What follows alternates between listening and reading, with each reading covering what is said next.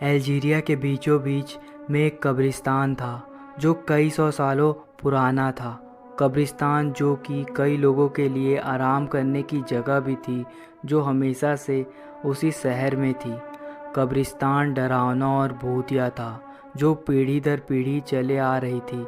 ये भूतिया कहानी एक मरी हुई औरत की है जो रात में कब्रिस्तान में भटकती रहती है।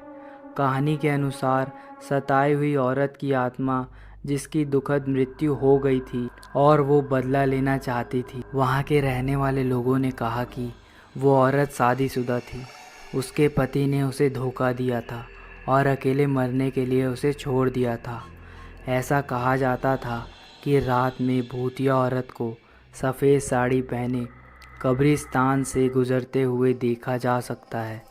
उसके बाल लंबे और काले थे, उसका चेहरा गोरा और बेहद खूबसूरत था। अल्जीरिया में कई लोगों ने भूतिया औरत की कहानी को अंधविश्वास कहकर टाल दिया था। हालांकि कुछ लोग ऐसे भी थे जो कहानी पर विश्वास करते थे और दावा करते थे उनका भूतिया औरत से सामना हुआ है। ऐसी ही एक मरिया नाम की लेडी थी। मरिया अल्जीरिया के छोटे से शहर में रहती थी और भूतिया औरत की कहानियाँ सुनकर बड़ी हुई थी।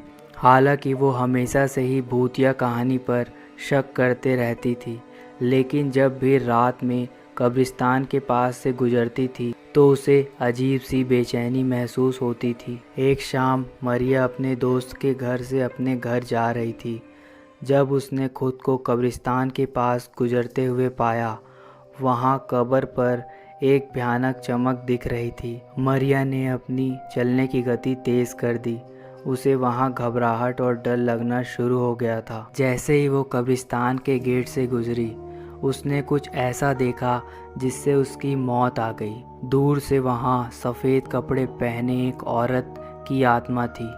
मरिया का दिल जोरों से धड़कने लगा जब उसे एहसास हुआ कि वो आत्मा उसकी तरफ बढ़ रही है। सबसे पहले मरिया ने खुद को समझाने की कोशिश की, ये सिर्फ एक उसका वहम है, लेकिन वो आत्मा तब तक उसके और करीब आते गई जब तक वो ठीक उसके सामने नहीं खड़ी हो गई। भूतिया औरत को घूरते हुए मरिया ने अपने दिल की धड़कन को तेज़ होते हुए महसूस किया।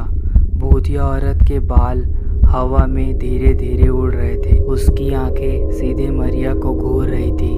एक पल के लिए मरिया को ऐसा लग रहा था जैसे समय रुक सा गया हो, वो वहाँ फंस गई हो।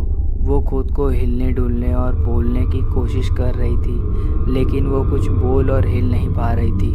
अचानक से भूतिया औरत ने बहुत डरावनी सी चीख निकाली जो कब्रिस्तान में गूंज उठी थी। मरिया को ऐसा लगा यहाँ आकर उसने बहुत बड़ी गलती कर दी।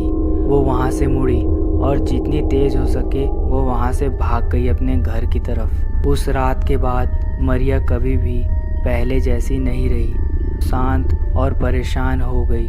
भूतिया औरत का सामना करने के बाद वो कभी भी उभर नहीं पाई। वो हमेशा आधी रात को परेशान और छटपटाकर उठ जाती थी और भूतिया औरत की छवि उसके दिमाग में छप सी गई थी।